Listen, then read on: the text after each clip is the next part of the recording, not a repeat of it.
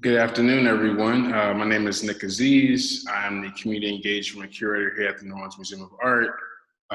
Had the opportunity today to speak with Shani Peters and Joseph Cuillier of the Black School, currently based in New York. For those who are not aware, the Black School is an experimental art school teaching radical Black history. So as the New Orleans Museum of Art, this summer we were going to have the opportunity to collaborate with the Black School along with community partners such as the Youth Empowerment Project and the Community Book Center, working to capture stories from individuals and residents in New Orleans.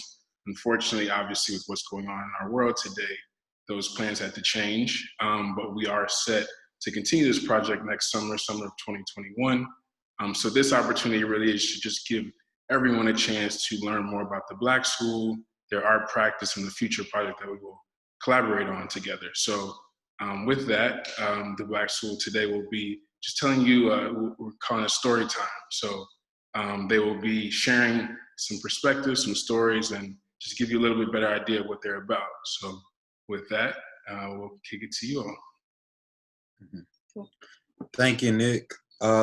Yeah, so we're planning on doing this project in New Orleans this summer, What Makes a School, which activates the mobile unit and does these site-specific story times all around like these larger themes that the Black School is always exploring, like art making as experiential learning, art as an entryway into radical Black politics, and how artists can be of service to a community, as opposed to just observers or, having this special coveted position in the community.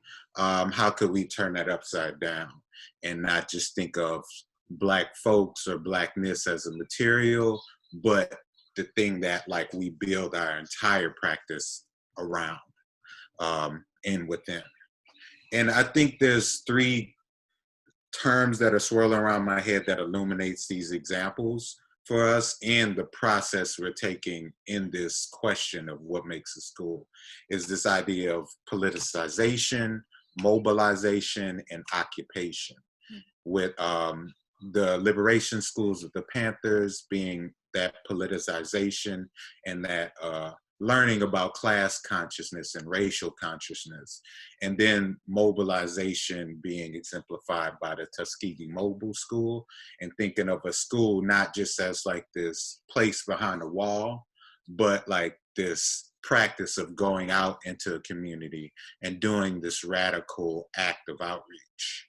And the third being occupation, with the Resurrection City, is like once we have our purpose and once we start moving through the world with our purpose, once we get to that place where we know we're meant to be, then we can start planting roots.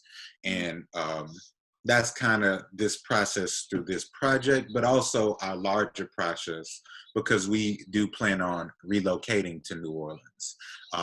And so we're engaging in this short term with the NOMA project, but also long term. Like, how do we build deeper connections with these community partners like Community Book Center, Xavier, and a bunch of other local organizations, Antenna, and individuals. So yeah, we see this opportunity as a way to like get in touch with those roots we have, and our familial legacies. Like, we both come from educator families, and I'm originally from New Orleans. My family has like a long history and legacy in the city as educators. So that's like the major inspiration for what we're doing, or what we plan to do next summer. Eventually, yeah. So the plan for the NOMA partnership is to work with the Community Book Center to identify different storytellers and to go around, among other things, and read stories from the collection of that amazing bookstore. But today we're going to tell you all some stories Black radical histories that Joseph has already mentioned that our project is inspired by, and that we're just kind of inspired by in general and are thinking about a lot in this particular moment, right? So the first Black radical story is the liberation schools of the Black Panther movement. The Black school draws its primary inspiration from the freedom schools of the Civil Rights era and the liberation schools of the Black Panther Party. We want to start off today's storytelling by talking about one of the BPP's longest running liberation schools and social survival programs in general, the Oakland Community School. We reference this image a lot when we're talking about the Panthers, and as a way to set intention for our programming. This image was actually taken inside one of the Oakland Community School's earlier iterations, the Intercommunal Youth Institute, excuse me. I'm going to read a description of the liberation schools written by one of the humans I'm most inspired by in this world, Ms. Erica Huggins, Black Panther Party member and point person of the Oakland Education Initiatives. This text is titled Liberation Schools, Children's House, Intercommunal Youth Institute, and the Oakland Community School by Erica Huggins, 2007. The Oakland Community School was one of the most well-known and well-loved programs of the Black Panther Party. Point 5 of the Black Panther Party's original 1966 10-point program emphasized the need to provide an education that, among other things, taught African American and poor people about the history of the United States. To this end, the Oakland Community School became a locale for small but powerful group of administrators, educators, and elementary school students whose actions to empower youth and their families challenged existing education concepts for Black and other poor and racially marginalized communities during the 1970s and 80s. Historically, however, the education programs of the BPP started long before the OCS with the vision of the party's leaders. As early as 1967, Huey Newton and Bobby Seale began speaking to high school youth at the San Francisco and Bay Area public schools. In 1969, in US cities where there were strong BPP chapters, liberation schools staffed by volunteer party members opened in storefronts, churches, and homes. These after-school programs were created to give academic support to Black and other youth. These community school programs created a forum for young people. Created a forum for young people to explore a factual history of America and a sense of connection and community. We have a 3-year-old. Hello, Baldwin. Tootie. Okay. But you remember Daddy said you had to be quiet while we're recording? All right. In 1970, in Oakland, David Hilliard created an idea for the first full-time Liberation Day school. This school was simply called the Children's House. This school concept, directed by Maja Smith and a team of BPP members, became the way in which sons and daughters of the BPP members were educated. Staff and instructors were Black Panther Party members. In 1971, this school moved into a large building in Berkeley and then to the Fruitville area of Oakland. The Children's House was eventually renamed the Intercommunal Youth Institute under the leadership of Brenda Bay. The IYI served BPP members and a few nearby families in the Fruitville area, maintaining a day school program and a dormitory for 50 children for 2 years. In 1967, the Oakland Community School opened its doors. Starting with 90 children, the school enrollment quickly blossomed to 150 and maintained a daunting waiting list. From that time until 1982, the school, directed by Erica Huggins and Donna Howell, was a community focal point for the conscious development of all the innate intelligences of the young child. Every child was appreciated for her and his innate wisdom and unique talents. A guiding and global principle of the school was the world is our classroom. This principle sprung from the school's philosophy that children at the OCS will learn how, not what, to think. Former students remember starting the day with a 10-minute exercise program, breakfast, followed by a short school-wide interactive check-in preceding the morning classes. A nutritious lunch at midday and 10 minutes of meditation in the early afternoon was followed by classes for the older children and rest for the smaller ones. Dinner concluded the day and the school vans transported children who could not walk to their homes. The curriculum was student-centered. math, English, and Spanish language instruction, creative writing, physical education, including martial arts, was the base of the class schedule. Art, music, and drama were also a priority. These classes culminated in school-wide performances written by students twice a year. Great human beings, poets, artists, and activists such as Rosa Parks, Cesar Chavez, Maya Angelou, James Baldwin, Sun Ra, and Richard Pryor visited and showered the students with their empowering and inspiring presence. Educators and graduate students visited as guest teachers and interns so that they could return to their own state from as close as Sacramento to as far away as Amsterdam. The value of the Black Panther Party education programs did not rest with the early liberation schools. The Children's House, the IYI, or the OCS were able to do with what the Children's House, the IYI, or the OCS were able to do between 1969 and 1982. The legacy lives in the hearts of children who were taught then and will continue to live on in the generations of children they touch. So that's the liberation schools, the open community schools.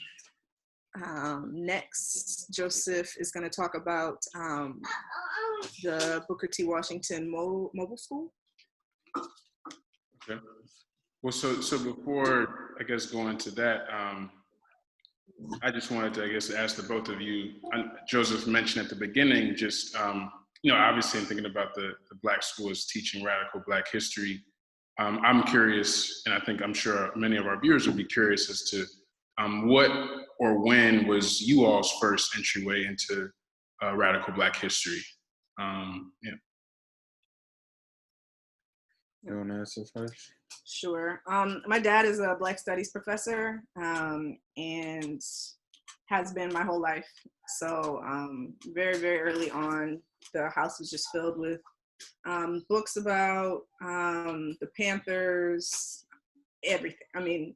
Yeah, my dad has a very extensive library. And it wasn't until I got to grad school that I really realized the significance of that. And I really took on kind of re-familiarizing myself with those histories as an adult, as an individual, versus just, a child taking on somebody else's ideas. So as a child, and then really again in like my mid-20s. Yeah, I think peripherally, if that's the word, I think I came into contact with these histories and this kind of body of thought through coming from a family of educators, and my father's big into history, and also going to Black schools for most of my life. But I have to say, when I first engaged with this is probably grad school, where I was like doing the research myself and like finding thinkers and writers who, for me, like set me down this path I'm on now, and kind of gave me the building blocks to figuring out how my art practice and my teaching practice kind of live together. And that radical Black politics was that glue for me, like starting with autobiography of Malcolm X and also Bell Hooks' writings on teaching. That kind of like led me down this road and gave me like kind of battery in my back to research these legacies even further. So after being introduced to those writings, then I started to look up like the liberation schools and the freedom schools, and saw that there were all these precedents for like this approach to my practice that I wanted to take.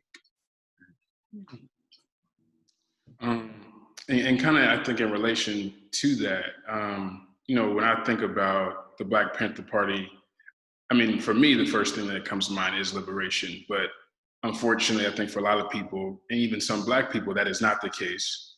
And so I guess I'm curious what you all think the work that needs to be done to somewhat correct or combat the demonization of some of these histories, like the Black Panther Party or even I think, you know, from my personal history, Vodou, you know, as a spiritual practice, which has been demonized, when in actuality it led to liberation of Black people. So just like, what do you all think? Obviously you all are doing the work, but I think, what do you think collectively needs to be done to really combat these more westernized demonizations of our history?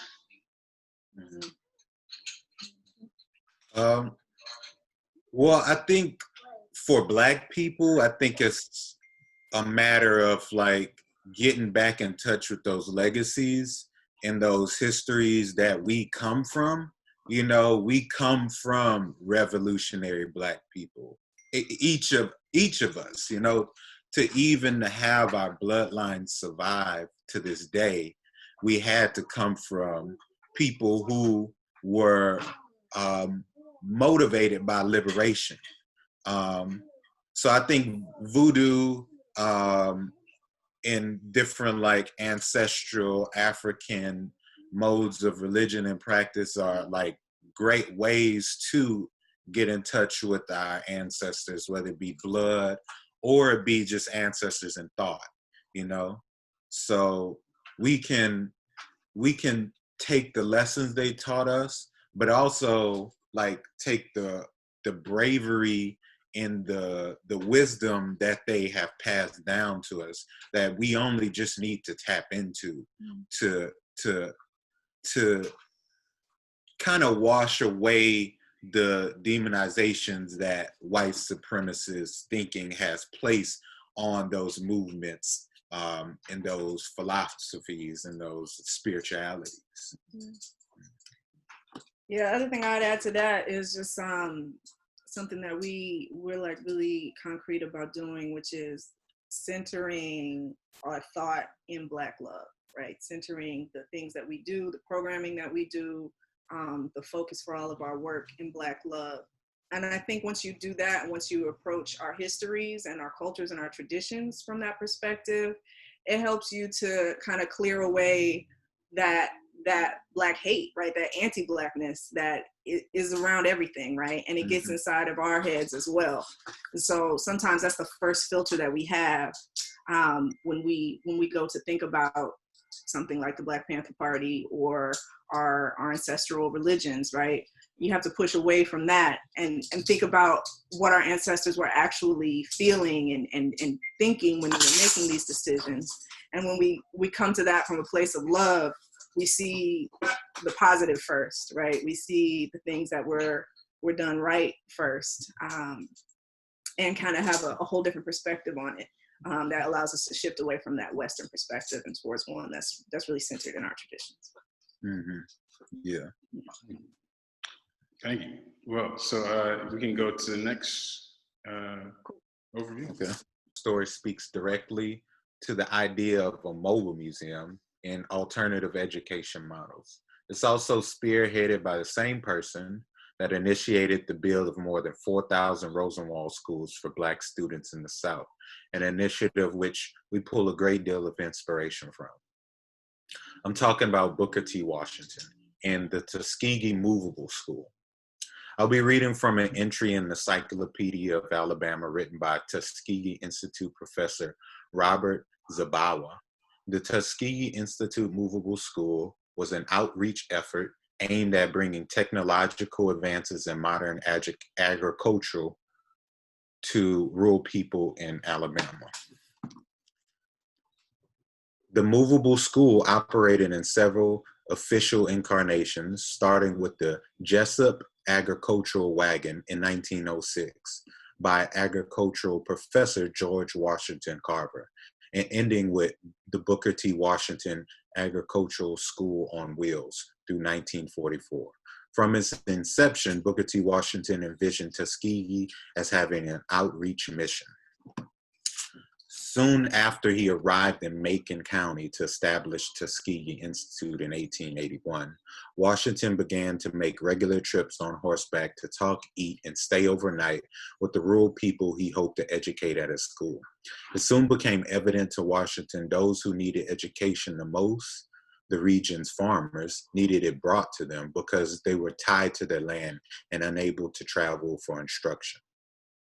In 1896, George Washington Carver arrived at Tuskegee to head the School of Agriculture.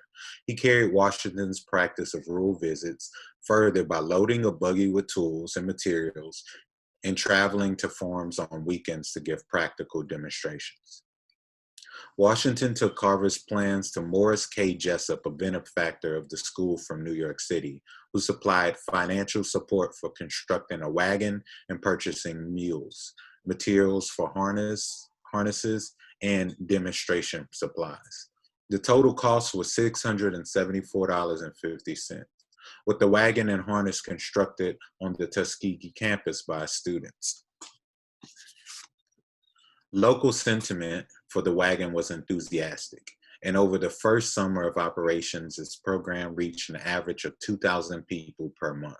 During all visits, instructors distributed pamphlets on farm production, nutrition, and health from Tuskegee Institute. In 1918, T.M. Campbell requested support from Alabama State Extension Director John Frederick Dugar to purchase a modern vehicle to replace the Jessup wagon. He was given the needed funds and purchased a Ford truck that he named the Knapp Agricultural Truck in honor of Seaman A. Knapp, father of the National Cooperative Extension System. After 5 years, the truck, as with the wagon, was taxed beyond its means. In 1923, more than 30,000 enthusiastic supporters, many of them the African-American farmers who had been helped by the movable school, contributed $5,000 to purchase a new vehicle built in Montgomery by the Hobby Motor Company, the Booker T. Washington Agricultural School on Wheels. Early Kickstarter. The movable school in all its various incarnations was a commitment by Booker T. Washington to carry the educational efforts of his school at Tuskegee to the farm families of rural Alabama until it was retired in 1944. So yeah, that's the movable school by Tuskegee. Thank you. So yeah, I think that particular overview really makes me think about this idea of community engagement in this moment and what community engagement looks like versus quote unquote outreach. I mean, I think obviously in working in this moment, these terms, engagement and outreach, have become very trendy and very buzzwordy. And so I'm curious as to what you all believe about how we do not perpetuate that trendiness and how we really remain rooted and true in what it actually is. And obviously this is a prime example of what that is. But how, when working with, large organizations or institutions, how we can continue to keep that rootedness. Just curious about what you all think about that. I think it's about, putting as much intention into the content that fills up these outreach spaces as the spaces themselves, right? Or as the websites or the spaces, right? That it's easy to make look, sound really amazing. But what's challenging is to really let it be the thing that it says it is, right? And to always be careful to be, I just think, contributing something new. Even just preparing for this video, just really wanting to make something that serves a purpose in this moment, versus just kind of talking about a project that's not gonna happen for another year. It's like, okay, that's another thing that got pushed back, like how can we take the format, whatever the format is, right? How can we take that format and fill it with the most valuable content that is the most specific for the audience that it's going to, right? Mm-hmm. And that's the thing about artists, huh? Like, we always are trying to figure out how to freak whatever framework we're placed in, and make it like special and more interesting and more engaging. Yeah, and new, right? Yeah, I think that's like one of the main innovative impulses of art making. Is like, what are you bringing new to the world, right? Mm-hmm. Yeah, and I think outreach is like especially important now, with everybody isolated. Like this community, this common effort and this shared space that we're trying to create with this project and our entire practices is to combat that isolation that we're all especially feeling now. Yeah. And that powerlessness that Black communities are way too familiar with. Whereas now, like the rest of the world are seeing like you can't do whatever you want to do. You don't have powerlessness. every resource available to you. Oh. You don't have complete Yeah. freedom to move in and out of spaces that you want to move in and out of. Like our communities have had these barriers around them, invisible, but we know like we're not welcome in certain places at certain times. Or if we're there, we need to have a purpose, or we need to have a passport, a white person with us that can like vouch for us, you know? Whereas now, like we all hunkered down, we're forced to be in these spaces by ourselves, but they don't have to be isolationist spaces, you know? They don't have to be depressive spaces. They can be like just new opportunities to find that common unity that we have and we've always had. Yeah. I think you touched on before too about just artists and having to really adapt and create. And so just curious as to how you all are doing personally as artists in this moment and how you all are dealing with it and having to adapt to this moment. Yeah. Mm-hmm. I think our creative energy has like shifted a bit from fine art, you know, and now it's like it's how we cook for one another. It's like how we infuse creativity into like homeschooling our baby girl. It's also like we're like organizing our space better and like interior decorating our space. Like, okay, we're gonna have to be in here. Let's make the most of it. Yeah. Shani was talking about painting the fire escape the other day. I think you can see like how deep we get. We're really trying to make the most of our spaces. And it's led to like ritual practice like we were talking about before. Like we're setting up altars for our loved ones that we can't be with at this moment. You know,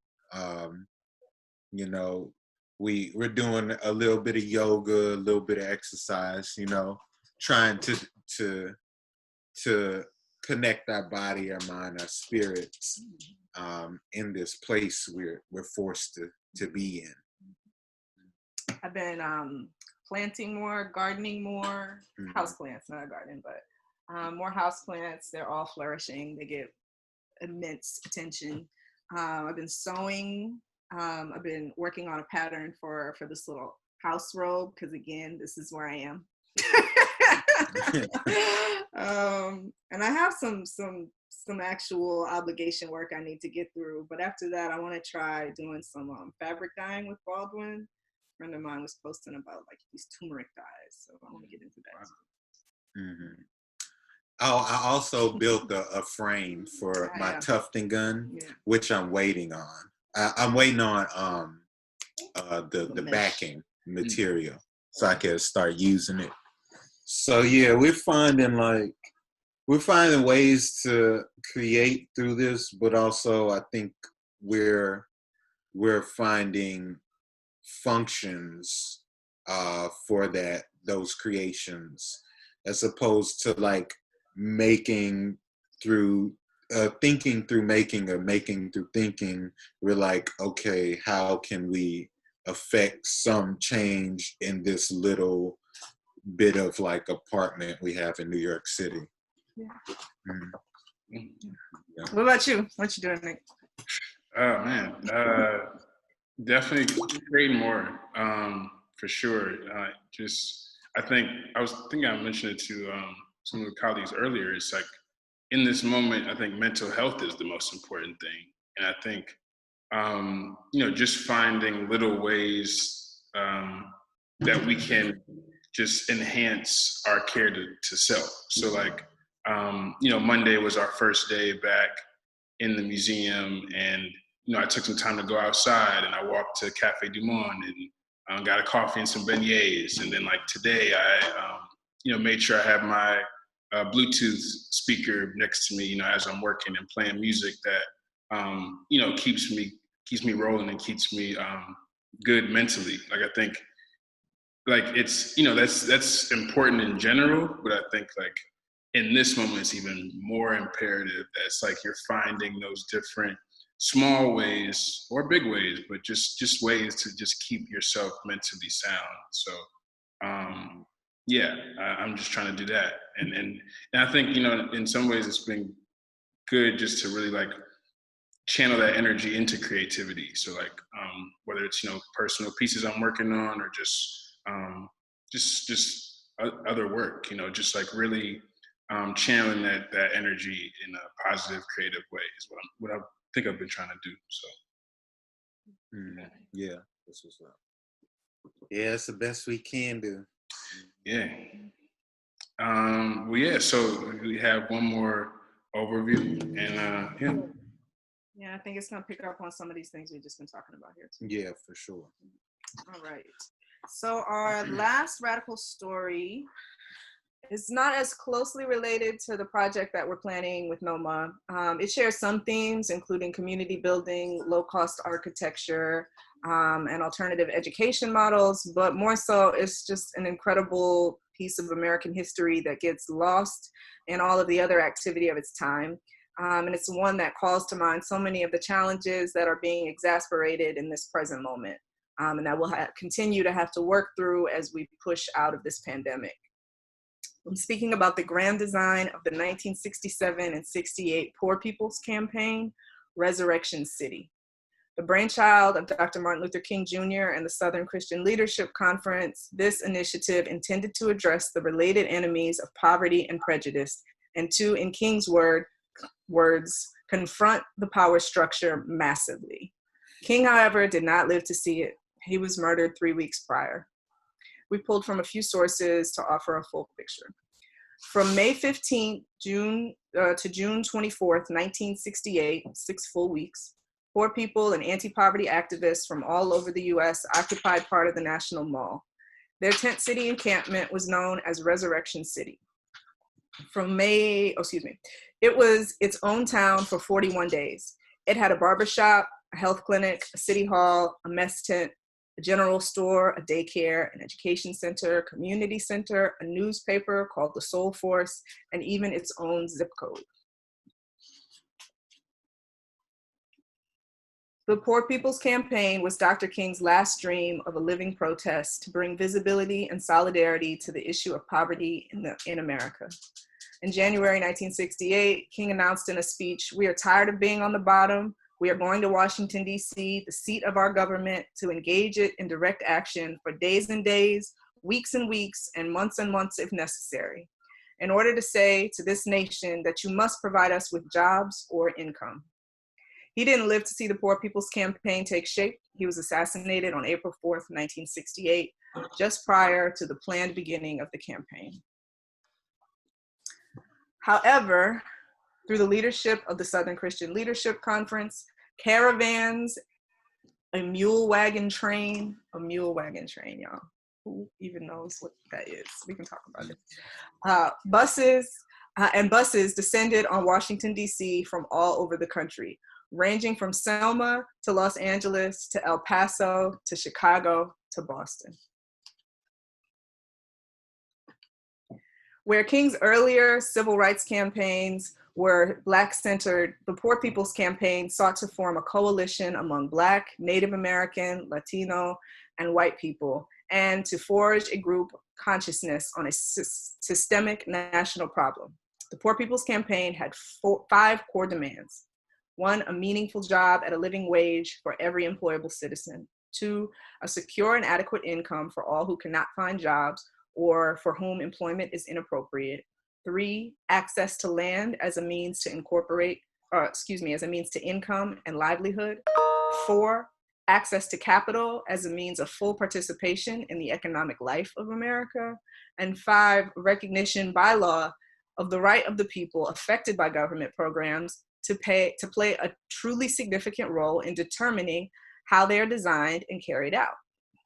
Lanil Henderson, who resided in Resurrection City through its full occupation, remembers days being spent attending meetings of the DC government and meetings of DC-based organizations that were part of the Coalition for the Poor People's Campaign, like the United Planning Organization and the National Urban League.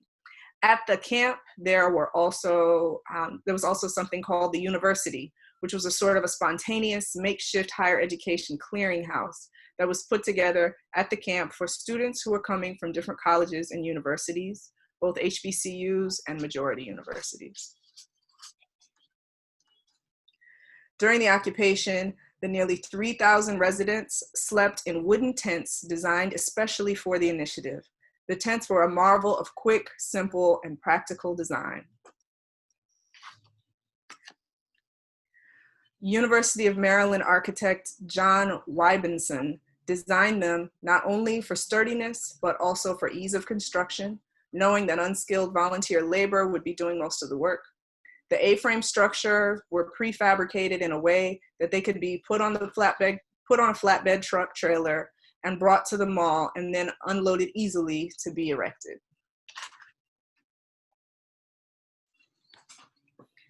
Lanil Henderson also remembers that it rained 29 of the 41 days, saying it got to be a muddy mess after a while.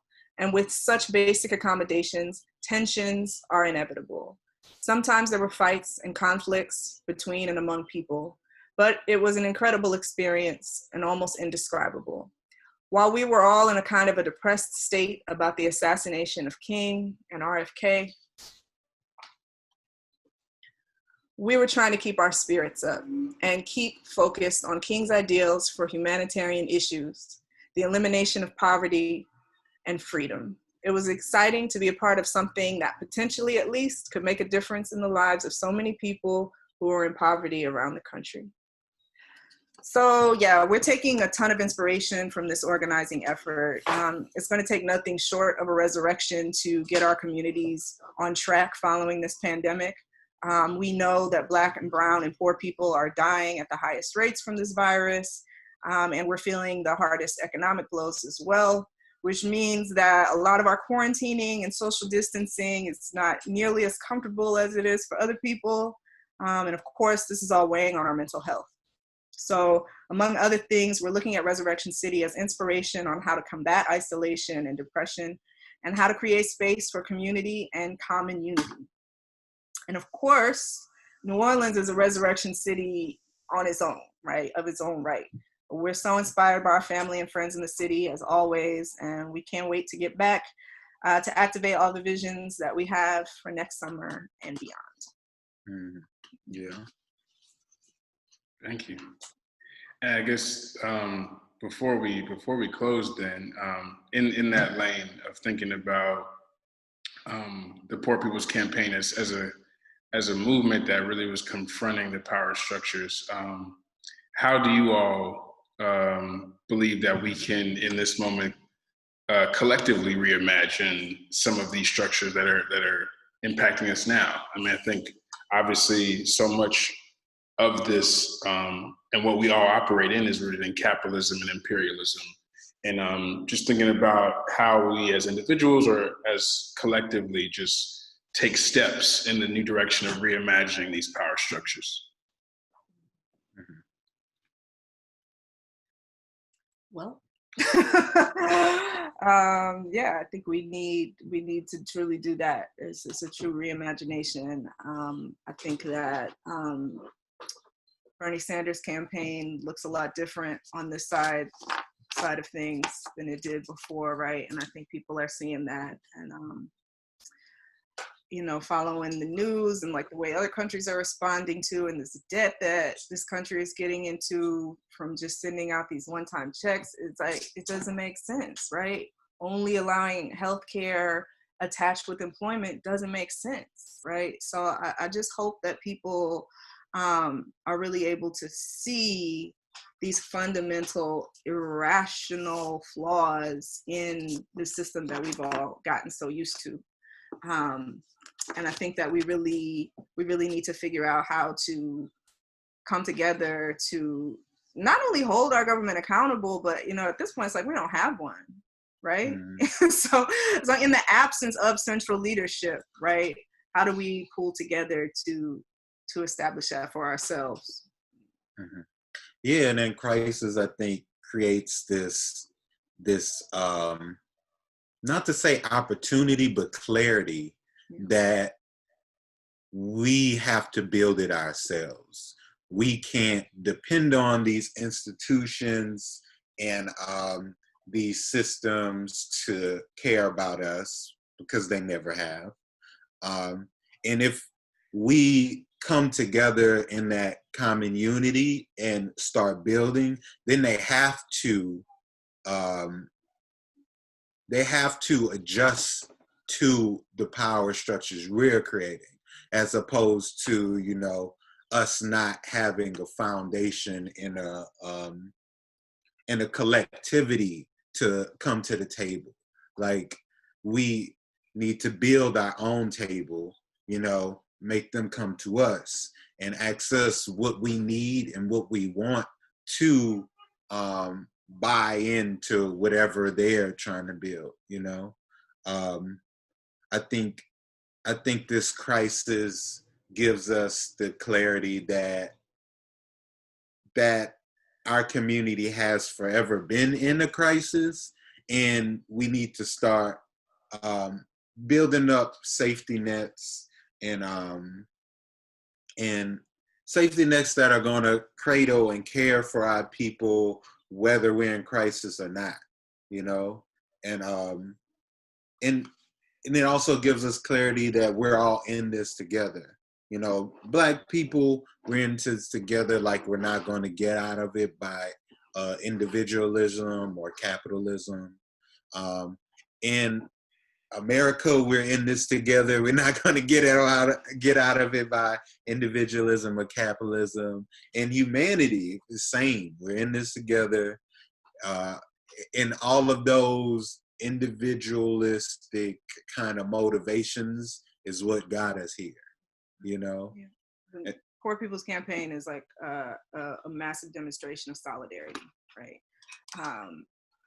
And, you know, a lot of people say that that's what eventually wound up getting Dr. King killed, right? That coming to that place of pooling people together, right? And not only focusing on Black issues, but helping people to understand how we're all struggling similarly and working together was the most powerful thing that he was able to do.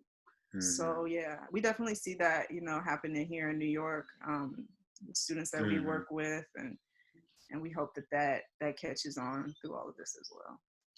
Yeah, I think also the project, the Resurrection City, had a lot of failures, but the successes were in like illuminating the fact that this is going to be a slow, hard struggle. There ain't no quick fixes. White folks, like, I hope they're learning that they can't just hire a strong man and get what they want, you know? And I hope Black folks around the world are realizing that same thing, you know? Like, there isn't going to be any savior. We're going to have to slowly build towards saving ourselves. I completely agree. Yeah, I think the point about the Poor People's Campaign just stretching across ethnicities is something that's really major in this moment. Like you said, Shani, I think it was just such an emphatic example of solidarity. And I'm very interested and curious as to what that solidarity looks like moving forward, and thinking about how we are also quote unquote isolated now, especially we were before in a lot of ways, but now we're literally isolated. But like, what does the other side of this look like? So just on that note, I want to thank you all for your time, for your openness, your work. I was already excited about this project, but obviously now I'm even more excited. So just can't wait to get y'all here and get working. And yeah, we can leave it at that. Thank you all viewers for viewing. We literally can't wait either. We up here struggling, wishing we was down there in New Orleans. Joe's made red beans, fried chicken. We've had 2 seafood boils. But Yeah. it's not the same. It's not. The same. It's not. But in due time, very soon, y'all can get the real. Yeah. That's right. That's right. Thank you, Nic. Yeah, thank you. And, you know, being able to have a real conversation about all these things, you know, that's really is so important as artists that we get to engage with art professionals that are really right there thinking with us as well. Mm-hmm.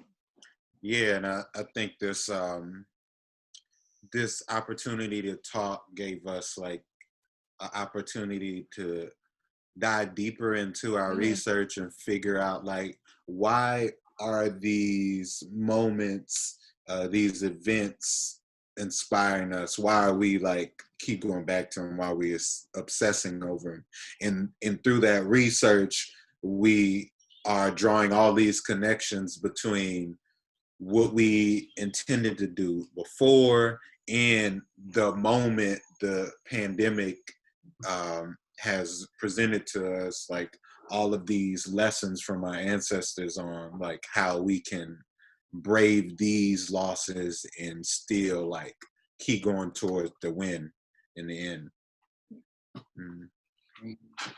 Well, on that note, thank y'all and see y'all soon. All right. All right. Thank you, Nic. Thank you.